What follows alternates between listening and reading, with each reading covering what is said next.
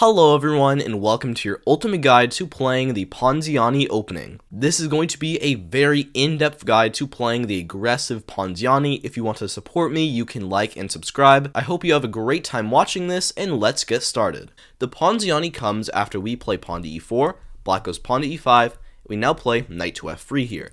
Attack the pawn, black defends with knight to c6. This is all very standard, and we now play the move c3 here. The point here is pretty simple. We're going to strike in the center with d4, and it's better now because if black captures, we can retake the c pawn, and we'll then have two big pawns in the center. We also open up these squares for the queen, all of which are going to be very useful. First off, let's look at a move bishop to c5. This is very common at the beginner level, but it is simply not good because it plays right into our hands with d4. It now comes with tempo because we attack their bishop. Let's say they capture, we'll simply take back with the pawn. We're doing great here. We have two pawns in center. This is exactly what we want. Let's say they back up to b6 here. We'll simply play knight to c3, just develop. If they go d6 here, trying to get some bishop to g4 stuff, that can get a little hairy because they have a lot of pressure on our pawn. Simply play h3 here. Prevent any of that from happening, and you're already doing very good here. Another try here would be if they give a check like this, but it doesn't really change our plan. We'd simply go knight to c3. Let's say they play knight to f6 here, attack the pin pawn. Well, here we would simply play bishop to d3, defend it, and we don't really have any problems here after like d6. Once again, this is kind of annoying. We want to go h3, prevent that, and after castles, we're not completely winning here, but we have an advantage because we have the nice pawns in the center and a lot of good development. What else can they try? Because bishop c5 is, in all honesty, not a very good try. A better move here, the engine's best move, is pawn to d5. Striking in the center right away and attacking our pawn, and here you're going to play a very tricky move, queen to a4. With this move, you're doing a couple of things. You're pinning this knight to the king, meaning that this pawn here is actually now hanging, and you're also putting your queen the eyes on this pawn as well. The most common move here is for them to capture, which is a mistake because you now take back for the knight.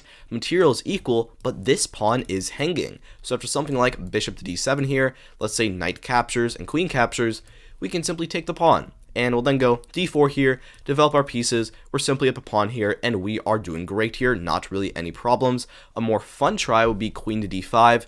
Not really that good because we can take their knight for our knight. They can't take the queen because then they get pinned. That would be extremely tragic. They have to take the pawn.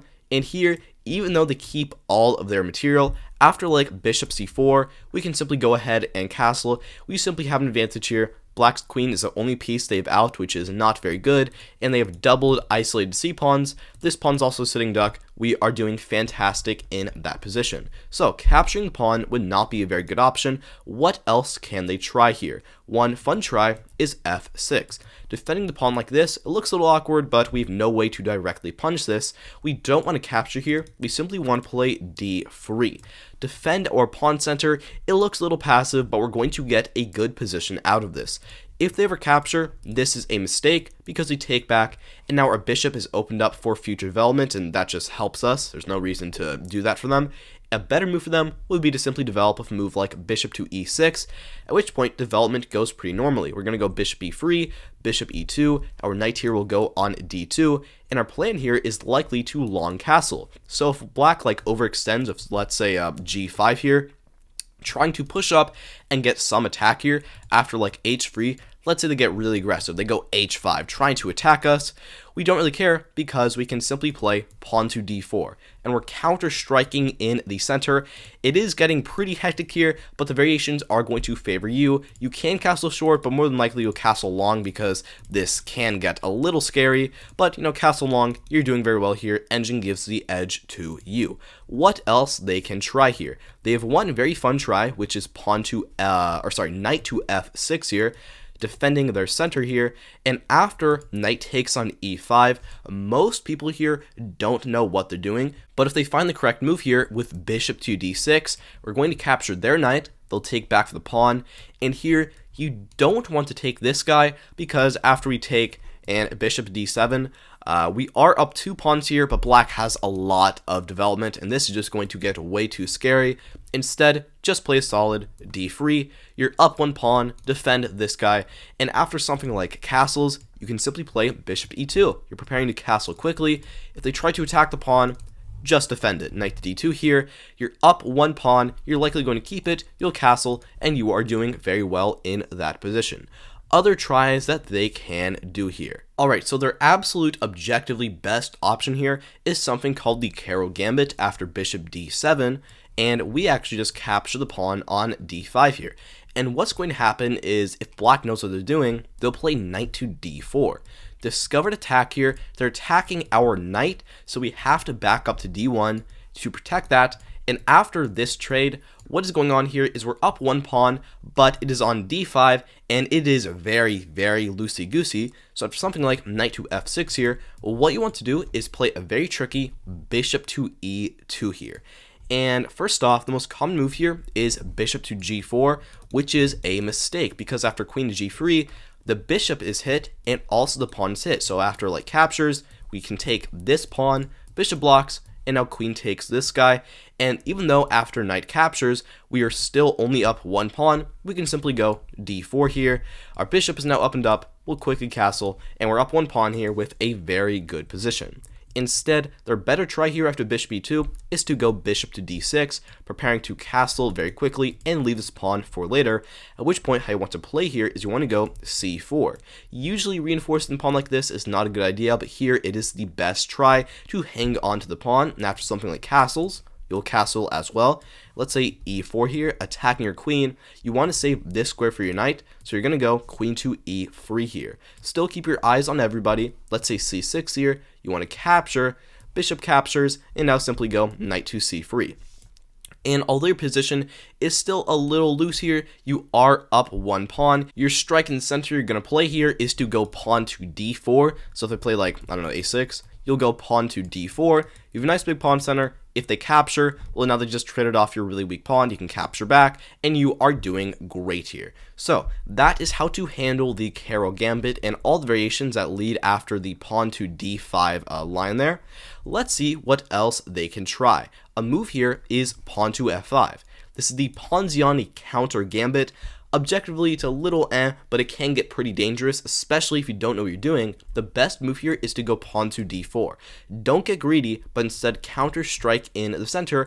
And what is going on here? If they capture our pawn on d4, you can actually play a counter gambit here with pawn up to e5. Because after captures and knight captures, even though you are down one pawn here, black's king is way too open. This pawn is a fantastic wedge, and if black is not careful, bishop c4 and knight g5 is going to quickly win the game, which can happen in a lot of scenarios. That is going to be way too dangerous for them. A better move will be to capture the pawn on e4, and they're going to capture their pawn on e5. Once again, a couple of lines here. If they play like knight to f6 and don't capture our knight back, then what we want to play here is bishop to b5. It looks a little odd. It's like you're pinning the knight, but it's not actually pinned. But after like bishop e7 here, the idea is after like bishop g5 and castles, this knight is going to be captured in a couple of moves because both your pieces are hitting it. So after this check, they can't walk over because then they get forked. That is going to be very bad. They would have to capture with their rook, and that's just going to be terrible for them. They have to play d5 here, and now both your pieces are pointed at this. So after captures, pawn captures, and bishop captures, their rook is trapped in the corner. And after like bishop e6, bishop captures, queen captures, you're not completely winning here, but you are up an exchange and a pawn. It can get a little dangerous, but you should be doing fine here after something like castles or knight to f6 developing, and you are actually doing quite well in that position. Instead of knight to f6 here, a better try for them objectively would be to capture the knight here. You'll capture back with the pawn, and the line you want to know here is after d5, you don't leave the pawn here. You want to capture, bishop captures, and now the important queen to a5 check, queen a4 check, forking their king and pawn, and after bishop blocks, you would simply capture, let's say the block of the knight, you can simply go bishop to c4 here. You're up a pawn, you're preventing them from castling, and you're actually just kind of dominating them in that position. Alright, so with that Ponziani Countergambit covered, let's look at what is their probably most common main line, maybe not objectively best, but still most common, knight to f6. Attacking our e4 pawn here and developing the knight. what you're going to play here is you're going to strike in the center with d4. And they have two options here, or actually I guess three options. The first one is pawn to d6, which is not very good. Defending a pawn like this is good, but the bishop's blocked out, so really it's bad. After like bishop to d3 here, let's say bishop to g4, you want to play pawn to d5. Just attack the knight, not let it get any business on your d4 pawn. Let's say knight backs up to e7, you'll go h3 here. Attack the bishop. They don't really want to trade, they're going to back up to h5, and now would simply play c4 here, and you have an advantage. Your pawn structure is really strong in the center, and also if they play a knight to g6, a very natural move, open up the bishop, then now we have a nice pawn to g4. Attack the bishop, it is trapped, it will be forced to sacrifice a piece, and after bishop drops back to e2, you're up material here, you have a knight for 2 pawns, you still have a very strong pawn center, and yeah, you really have nothing to complain about here. You are doing very well. You'll likely castle long because your king side is ruined. What else can they try? Their best move here is to capture on d4. I'll look at this first. What you'll do now is you don't want to capture back right away. You want to play e5. Attack their knight. They have to move it somewhere. First off, g4, very bad square. You would simply capture back the pawn, and you have just 2 strong pawns in center. If they play like d6, then after h3, knight backs up, you can simply ruin their pawn structure with the trade, and yeah, you're just completely dominating there. Knight to g4 is not good square. Another square that's not very good is knight to e4, but here you want to know a tricky queen to e2. Attacking their knight, and there's going to be some discovered attack here. If they just move the knight, then we can simply capture. Once again, we have 2 good pawns. We're doing very well there. If they try d5 here to defend the knight, then now we capture with en passant. And they actually can't capture back the knight because it is still pinned here. So after like f5 here, the best move is not even to capture again. It's to go knight takes on d4 with the threat of f3, and the knight will be lost, and you are doing very well in that position. Their best move here is to go knight to d5, and how you'll play this, you're going to play it in a gambit way with bishop c4, knight backs up to b6, and bishop back up to b3. If they capture here and accept this kind of gambit, we would take back the knight, and we have full compensation for being down a pawn. We have a lot of development. This bishop is an absolute monster, and black's knights here are especially weak. And after something like bishop to e7 here and castles, we're already doing very well. We have prospects of attacking their king, and once again, you have full compensation for being down a pawn. Their best try here is to go pawn to d5, strike in the center, at which point you'll take on d4 for the pawn. Let's say bishop g4 here, pinning the knight. These are all the most common moves. You'll now go knight to c3. This is a bit of a surprising move because they can capture the bishop. Key move here, don't capture the queen because then they take here. This is quite unpleasant. Instead, take the pawn. That way your plan here is to go queen up to d3. You're going to go bishop e3 here, and you're actually going to long castle. That way, this ruined king side doesn't really matter. If anything, it's going to help you because you can put your rook here, attack on the g file, potentially go f4, f5, attack like that, and you are actually doing quite well in that position. Lastly, let's look at the very fun trappy line here, which is here, knight takes on e4. You'll now push your pawn up to d5 here, and they have one line here which is really deadly, which is bishop to c5. I'll look more at this in a second. This is the Vukovich Gambit. But first, let's look at the kind of trap here they can fall into. The knight is attacked. Let's say they back it up to e7 here. You'll now play knight takes on e5 here. And the most common move here by far, it's like 85% of games, something crazy, is d6. Attacking the knight, but this is losing after bishop to b5 check. And yeah, they're just completely losing here. If they block the bishop, we can simply capture. They just get completely suffocated. That is terrible. And everything they do here is losing. After like c6, we're going to capture that with the pawn. If they take our knight, then after pawn captures, discover check, we're going to promote. But before we do that, even deadlier move is to capture on d7 and then promote. This is just complete overkill after like knight c8, queen takes. Yeah, this is complete murder. There's absolutely no hope for them there. Their best try here objectively is to capture back on c6. We'll take with the knight. They can't take like this because then they get completely forked here, or I guess triple forked. You could say trorked here. That is very good. Instead, queen to b6 is their best move here. Attacking the bishop, at which point we'll back up our knight to d4 here. Give this check, And after like bishop d7 and this trade here, you're not completely winning because you're only up one pawn here, but their position is horrible, and I mean horrible. And after like just castles here, your development is going to be natural. Their knights are all over the place. Their king's on d7. Their position is just completely everywhere. Doesn't make any sense. You are pretty much winning here. Let's look at the line that I mentioned was really dangerous. I have another analysis board just to show it because there is quite a little bit. Real quick though, back in the trap line here after knight e7, if they know what they're doing, they'll play knight to g6 here instead of d6, at which point you'll simply capture back. They'll take with the pawn, and after like bishop d3 here, attacking their knight, let's say knight moves, you have a pretty simple game here. You're going to castle, then you'll play pawn to c4, reinforce your center, let's say castle here, you'll simply go knight to c3. You are doing very well here, you really have no problems. You'll likely play h3 to prevent any nastiness on the g4 square, and yeah, you really have no problems here. You don't really have anything to complain about. But back here, you do have something to complain about after bishop c5. This marks the Vukovich Gambit, and I'll be honest here, if you get an opponent that plays this, I'll be honest, just you are in for a rough time because this is objectively the absolute best option against the Ponziani. What to do here is you have to be brave, you have to capture on c6, and look at death right in his eyes. If they capture on f2 with the knight, this is not the best move because we now have queen to d5 here. This is a very typical move. We attack the bishop, we attack the pawn, and we also attack b7 with the fork here. If they capture the pawn, then yeah. If they capture our rook in the corner, then we would simply take their bishop here. And we're actually doing quite well because even though we are still down 1 point of material here, their knight in the corner is dead. And what I mean by dead is you don't have to go and like chase a knight.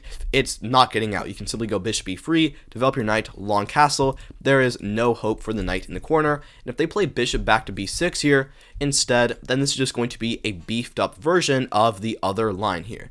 Other line I'm talking about is bishop takes on f2 check. You have to move your king up to e2, and now they back the bishop up to b6, and it's getting very dangerous. They're now threatening knight into f2, and you're going to get forked, so the move you have here is queen to d5.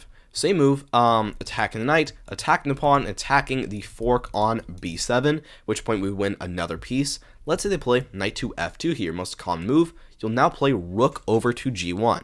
They do have this discovery attack, but they actually don't really have anything they can really do with that.